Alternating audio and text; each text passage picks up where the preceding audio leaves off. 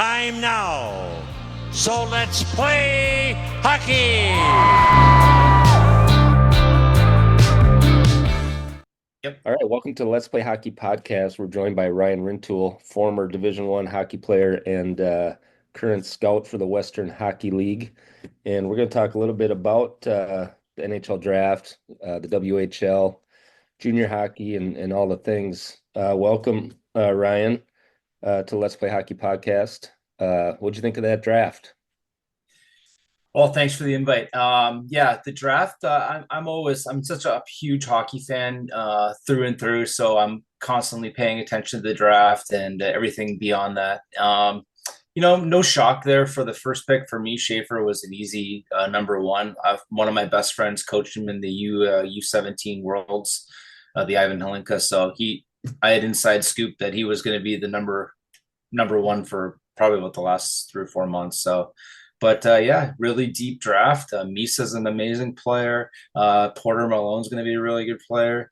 American kid Hagens is incredible, 17-year-old playing college. So anytime that happens, yeah, it's a really deep draft. And I think next year is going to be a really deep one as well. Uh, Tell me about your role with the Western Hockey League now. How long have you been scouting for them? So I've been involved with specifically in the Western Hockey League with Regina Pats for the last year. Probably dating back to last August. And what I'm doing, we knew this ruling was coming down. I knew this ruling was coming down. It's been, I guess, went implemented in August 1st, 2024.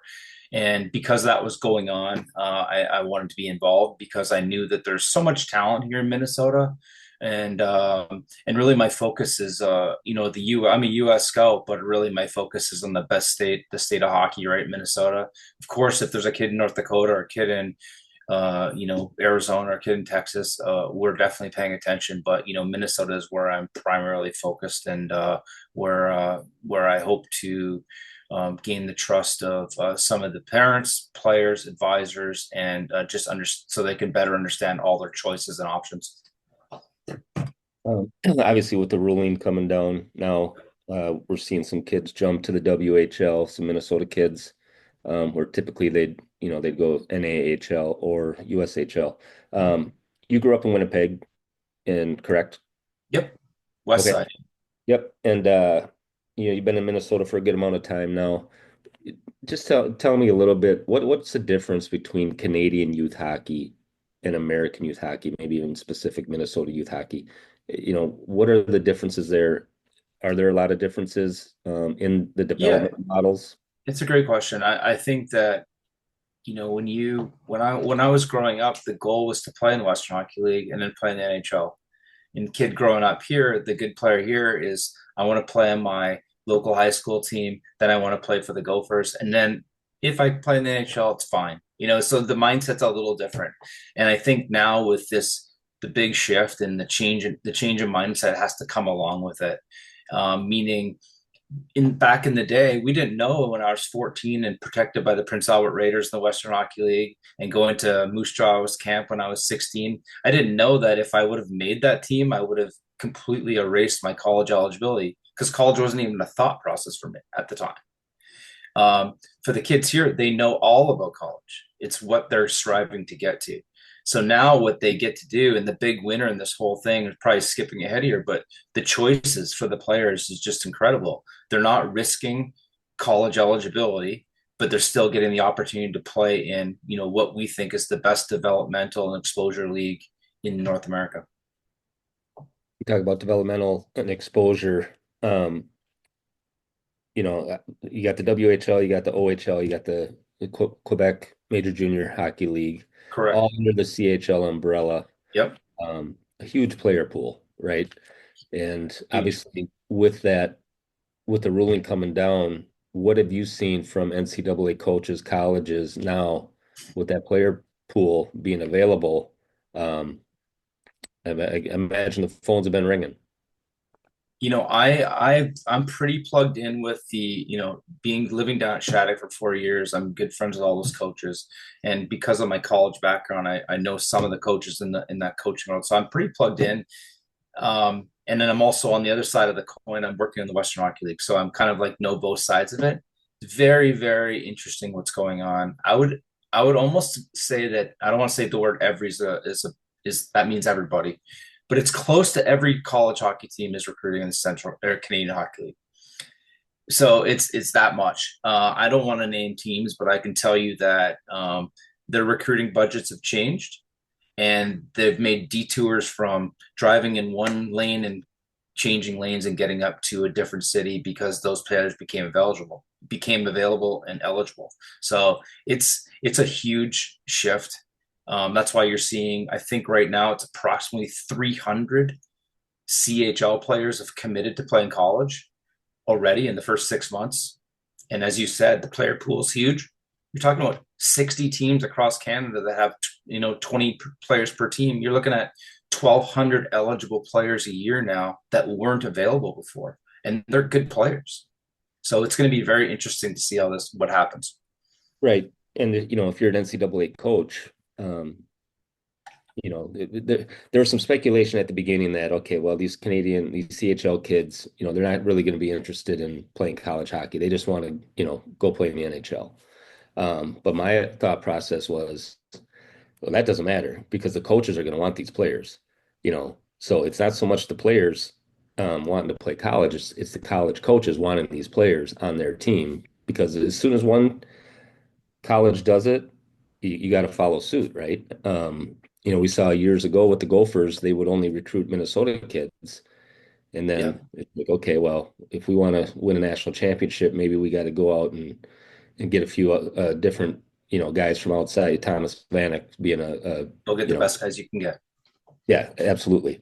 So I think, college coaches would be ill-advised not to recruit, these players now that they're eligible. Yeah, it's interesting. Like last summer, right before this was happening, I golfed with a guy named Curtis Brown who played maybe 14 years in the NHL, and he's a Western Hockey League guy. He played in Moose Jaw, went to the NHL, he went that whole route that I spoke of earlier. And we were debating on a tee box. I think it was the eighth tee box or something. I was like, man, it's going to be more people interested, more players interested in coming to college than you think. And he was in the mindset of this Western Canadian, no, we don't care about college. We don't really want to go. It's not in our mindset. I'm like, hang on, man. Just wait until these 13, 14, 15, 16-year-old kids start learning that they can play for a few years in the Western Hockey League and then be on campus at University of Minnesota. Talk about an opportunity of a lifetime. You're living in northern Saskatchewan and Prince Albert in a town that is the only thing going on is that the team and a jail, literally. Yeah. And then you can be on campus with 60,000 students and be the talk of the town. Come on, man. It's not going to take long for these guys to figure out that this is a huge opportunity. And that's what you're seeing now. Right. You played college hockey at Mankato. Yep. D2 when you got there, D1 when you graduated. And tell me about your experience of playing college hockey, being a Canadian kid. Yep. When did you decide you wanted to pursue college hockey? I thought the window had closed. I was in the Western Hockey League route. I didn't make the team when I think I was 17 or something. I was just playing junior A and going to play my time out. I wasn't sure what's happening, wasn't getting anything. And then all of a sudden had a few good years. And then all of a sudden we started talking to some teams. I remember Troy Judding, talking to him when I was 19 and he had who was the assistant coach at the time at Mankato saying, we had plans to go Division One. And I had known a few guys. Obviously, I played at Jason Goodmanson Colorado College. I had guys at North Dakota. I knew people playing college hockey, but I just didn't know it was in my path or not. So because of I guess play on the ice and how I was doing, opened up some opportunities. And then once my opportunity was open, it changed my life forever. My parents didn't go to school. They didn't really want me to go to college. And for me, going to college led to a degree, lifetime of friends, wife, kids, and my life that I know it now. And so everything I have, I owe to hockey, but specifically, I would say my 20 to 50-year-old life that I'm living right now, as I really owe to college hockey. And so I'm ever appreciative of Minnesota, the state of hockey, and all the friends I've met here. But also, I still have that background of being this Western Canadian kid that knows both sides of the story. So That's what my goal is, really, to kind of tell people, not you need to go. It's more you got to know what your options are, because if you think the old way is what's going to be happening, it's changing, ever changing. You got to really understand all your options. Um, what, in your opinion, makes the Western Hockey League an elite junior hockey league? We got the USHL, which has Yep. kind of been the path for American kids. Well, It's a you know, great league. The yeah, USHL is a great league. Let's call it what it is. It's the best league in the United States. No doubt about it. The big difference is the Western Hockey League, or let's call it the CHL, the Ontario, Quebec, or Western Hockey League, is under one umbrella, 60 plus teams, but the philosophy is the same. It's a draft and develop league. So there's a bantam draft at 14. You typically sign kids when they're 15, and you play them. They play at 16 and 17 in that league. That's the big difference. Where, to me, the USHL is an older league. It's, you've played you're an Edina kid, or you're a Woodbury kid, or you're on a state championship in Lakeville, and Mankato or Duluth or North Dakota has got you committed, but you're not ready for college yet. You're 18, you're just graduating high school. You go and play in the USHL for a year or two, and kind of, you get tougher, you get stronger, you get the more games, you get maybe in a scrap, you get in a playoff run, and you live with a billet family, and you experience life in a different way. Um, so it's a great league. So to me, the USHL is more like that getting ready for college league, where the Western Hockey League, and I speak of the Western Hockey League because every Minnesota kid's designated that way geographically. That's just the way where it works. They can't play in the O. So let's talk Western Hockey League. We're playing kids younger. There's not that many 16, 17-year-old kids playing in the USHL. So we're a draft and develop league. We get them playing early. And that's why you're seeing, like, the recent NHL draft, 21 of the 32 first round picks from the CHL. It's because it's a younger league that those kids have been playing 200-300 games by the time they're 18. right. Um, you know, we have some kids that leave high school early to go play juniors. Yep. Some join the development league with Team USA, Yep. and those kids generally have a pretty good path to the draft. Um, we hear the success stories about kids leaving high school early to go play juniors. Uh, we don't always hear the about the kids who go maybe too early and kind of get chewed up, because let's Sure. face it, you're 16 and all of a sudden you go to the WHL and now you're playing against 19, 20-year-olds with full grown beards, and you're skating fourth line, on for Regina or Medicine Hat, and instead of skating first line for your high school team. How do you know who's ready?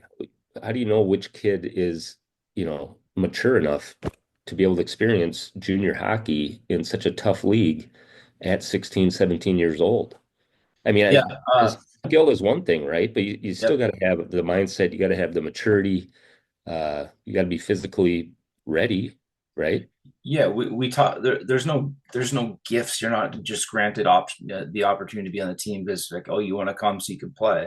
There's still a fall tryout camp, and there's a main camp, and there's exhibition games that are kind of going on towards the start of or end of August here. But you have to have the will and the want.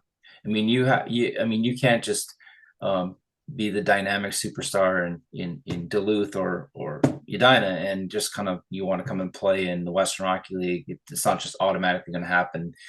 And the other side of it is Oli, is it's not every kid. We're not talking about like 14 kids on the roster all from Edina are all going to go there. We're talking about one or two kids. And so you could argue, like, yeah, we're losing that best kid. And maybe who knows what's going to happen with it, but it also opens up potentially another spot for another kid too. So it's going to be interesting to see what happens. But I predict that you're going to see more and more younger Minnesota kids, and we're already seeing it happening right now. There's probably about 20 Minnesota kids right now that are committed to go to the Western Hockey League next year. I expect that number to grow over the summer. Um, but of all the kids that play hockey in Minnesota, you're talking about 20. It's not going to change. Like the state high school championship is still going to happen at the X. It's still going to be amazing.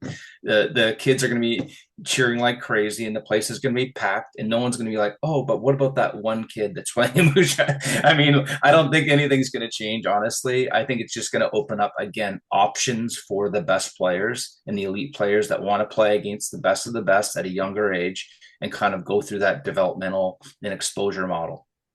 Yeah, and I've kind of said the same thing, whether you go to a Bantam B hockey game or a Bantam AA hockey game, you're always enthralled by the best player on the ice, right? You're not thinking about the kids who aren't there. You're thinking about the Right. kids who are there and who are competing. And so I agree with you. I don't think the state high school tournament is going to lose any of its luster, any of its tradition or anything like that. Um, and we've had some of the best kids leaving for a long time. Brock Faber never played high school hockey, I don't think, in Right. Minnesota. But But Maple what, Grove. what would be interesting is like if the I mean everything that's happened in the past is this is everything's going forward is a different time right now. Brock Faber probably would still take the exact same path though. He's an elite defenseman from Minnesota. He would have got exposure to the USA model of top 54, top 40, whatever they call it. And then he would have played in the U17 and he would have moved to Plymouth or whatever and played in the 18 team and he would have the same path. So that might not be for him. But maybe there's a tier right below him. Maybe it's that one kid that goes to that camp, doesn't make it. That might be the kid that goes to the play in the Western Hockey League for 2 years, then comes back and plays at the University of Minnesota. So there's going to be a fine line, I think, of, there's only 20 spots on that US team. What happens to 21 and 22 and 23? I think those are the ones that are probably, because listen, if my kid's good enough to play on Team USA, it'd be tough to steer away from that conversation, right? But at the same time, you want to know all your options and hopefully make the best informed decisions for what the future lies ahead for them. Let's talk a little bit about Division One hockey. With this influx of 1,200 kids now being eligible, Yeah. are there enough Division One hockey programs out there? And where can I've always said it needs to grow out west. Okay, Oregon needs a Division One program. Utah now with the NHL franchise needs a Division One program, and they got a club hockey team. I imagine in 5 years they're going to be D1. UNLV, University of Arizona, California is full of options there or opportunities. In your opinion, does college hockey need Division One? Does it need to grow? Where can it grow, and how does that happen?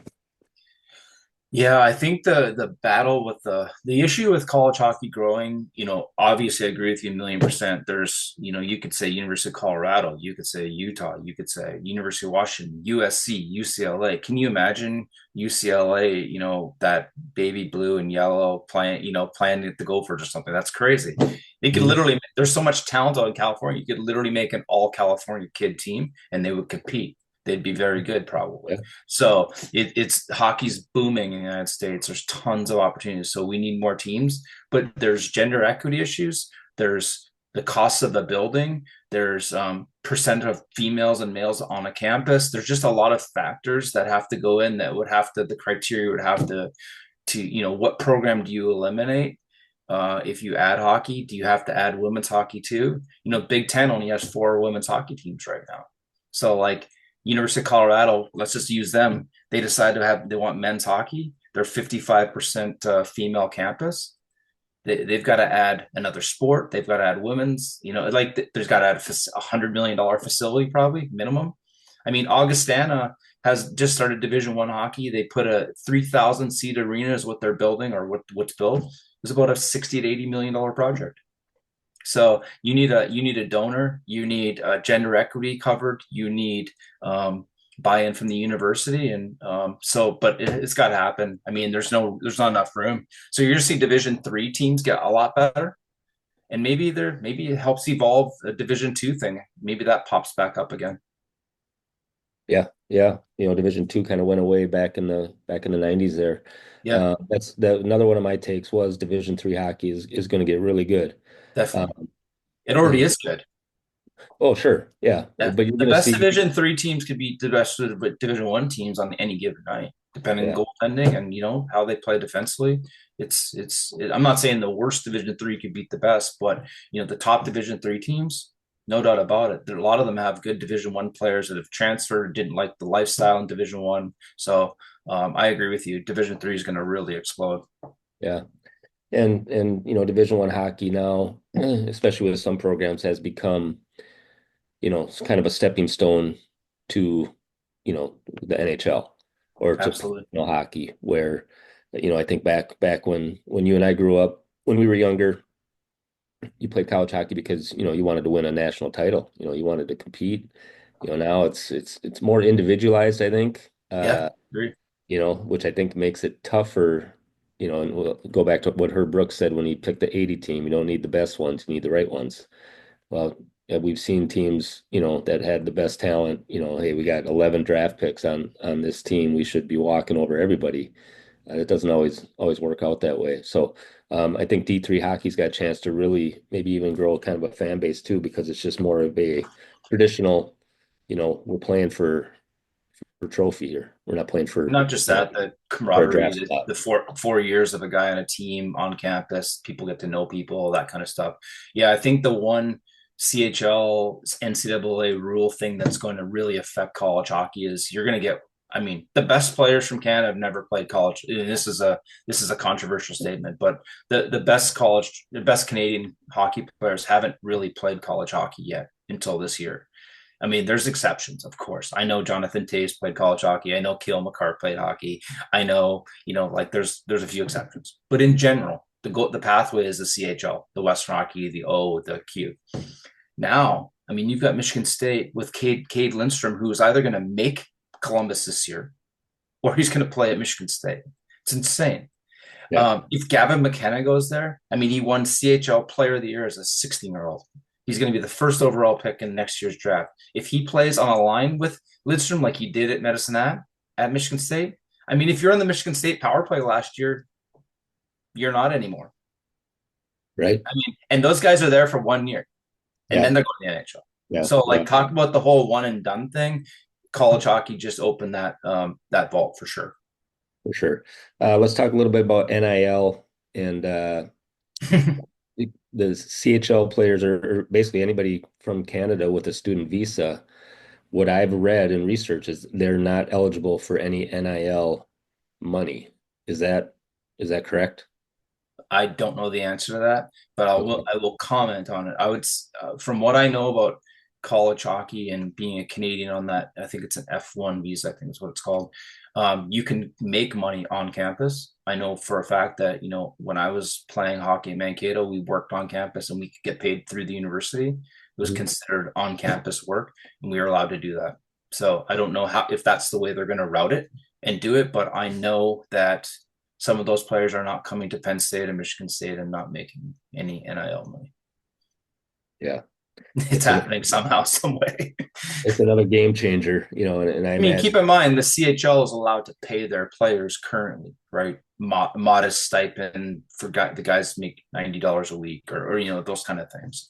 So I don't know the exact number, so don't quote me there. But that was the whole issue with CHL players in the past was the NCAA looked at them as quote unquote professional because they were getting some sort of compensation. Because of that change, that's why this whole thing has evolved. Right. Yeah. And the portal, obviously, there's not much loyalty in Division I hockey anymore. Yeah, You're crazy. not happy with your situation, you can walk out the front door and walk in the back Yeah. door of another and be playing in a month. Yeah, it's crazy. On the front end of this, the players win. Options are always the best thing to have.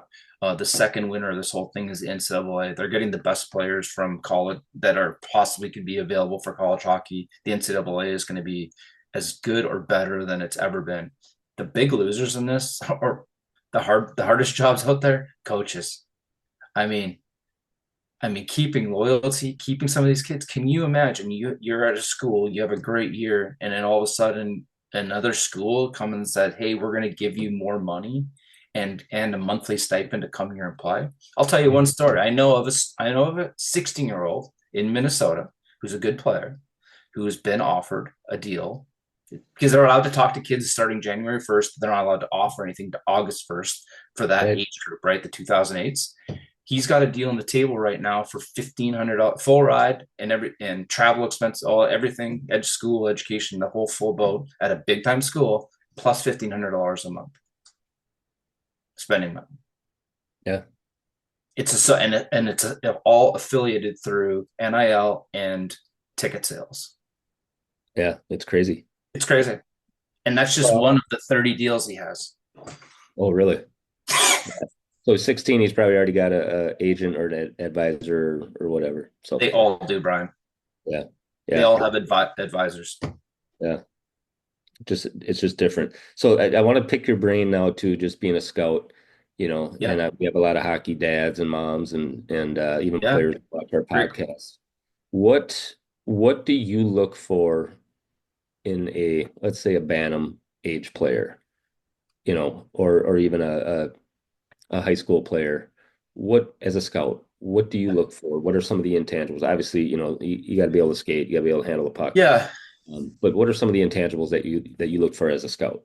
I think just beyond the obvious stuff of you got to be able to skate and handle a puck, like you mentioned, make solid plays. But I think the hockey IQ is a big one, and that can mean that's kind of a trendy word, I guess. So people throw that around, but what I mean by hockey IQ is, imagine a defenseman in his own end going to a loose puck in the corner, and their forward is going at the same time. Hockey IQ is like that split second stick lift, take the puck, turn D to D behind the net, and they're out. And then you kind of look for that repeat of, wow, that kid's got really good sense, hockey sense, good IQ. And the other big one for me is compete. Same situation, 50-50 puck in the corner.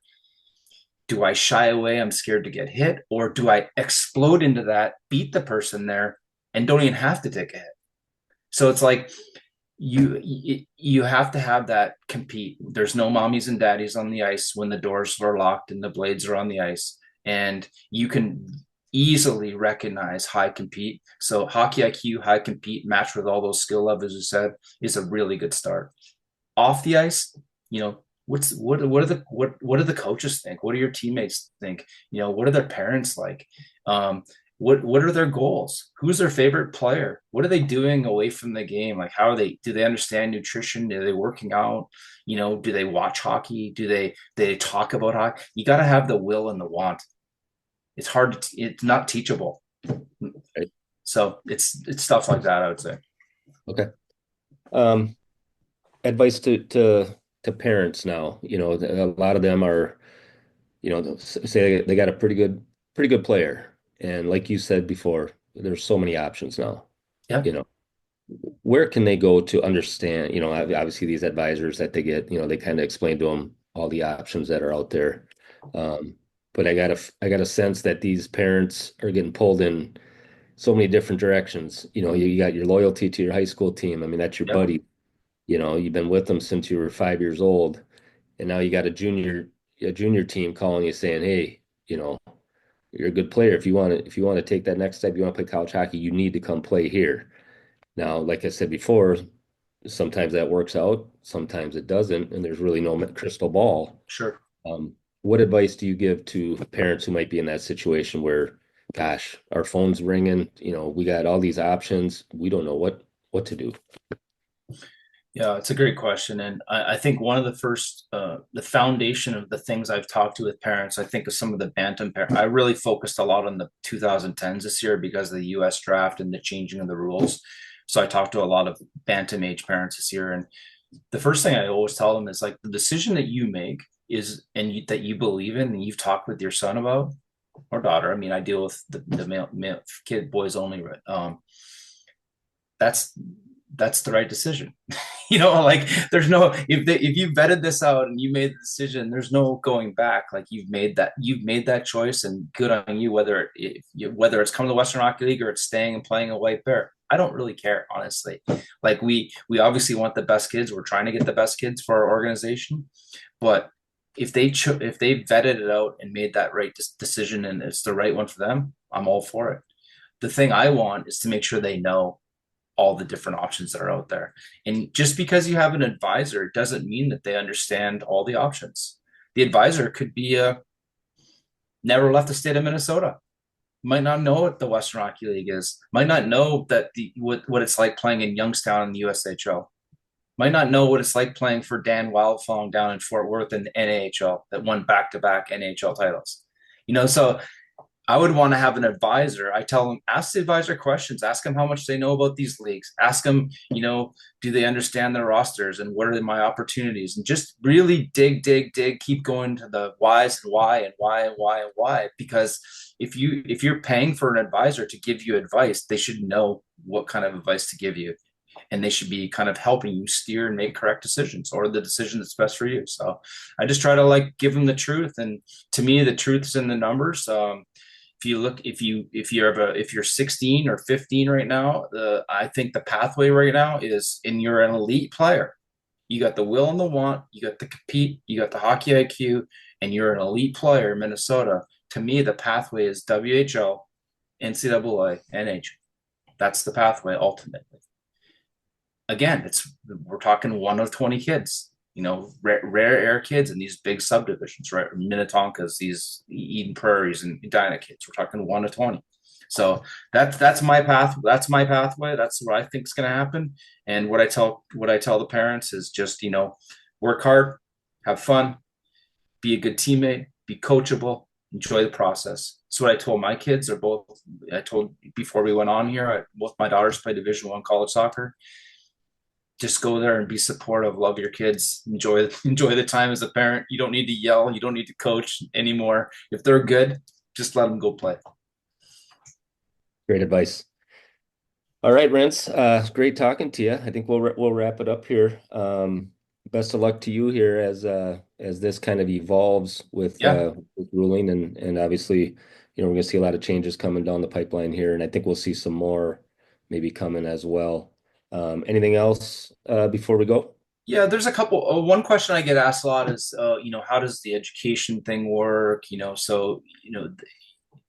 That's different for every league and every team. But in the Western Hockey League, for every year of service, you get a year paid to school. So that's a good thing, right? Where you have to take classes. We have in Regina, anyways, we've got 2 full-time professors that work with individual kids, and so there's stuff like that. So it's not just I'm sending my kid to Canada and we're playing hockey and that's all they're doing. They're going to school, they're staying NCAA eligible, they're clearinghouse eligible, and we know that the pathway for those kids is going to be to get back to and rightfully so, get back to college hockey. So that's I guess that's what I leave you. The going to this league, it's a big step for sure, but it's a pro style feel, right? The intensity, full-time marketing people, full-time coaching, full-time facilities.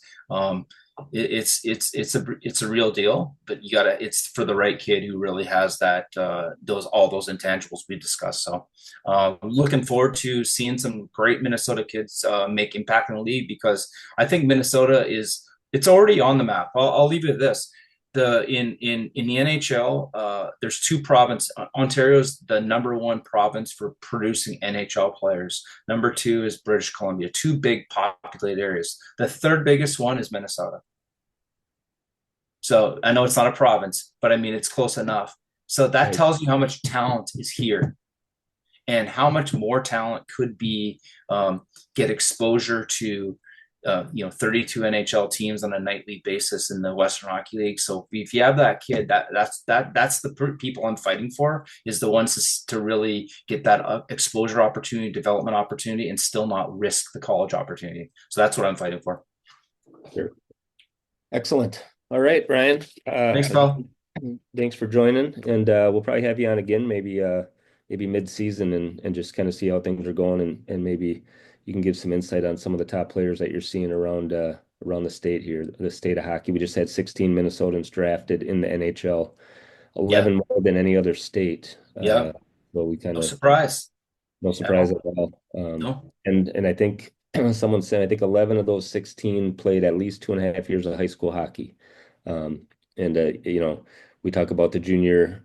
Obviously, junior hockey is a step. It's a step that has to be taken. All these kids that got drafted out of high school are going to go play juniors, and then they're going to go play college. and then hopefully they're going to sign a contract. So, but the Western Hockey League obviously has a huge footprint there, and congrats to them. 9 first-round picks, correct? 9 first-round picks. Yep, 21 of the 32 from the CHL in the first round.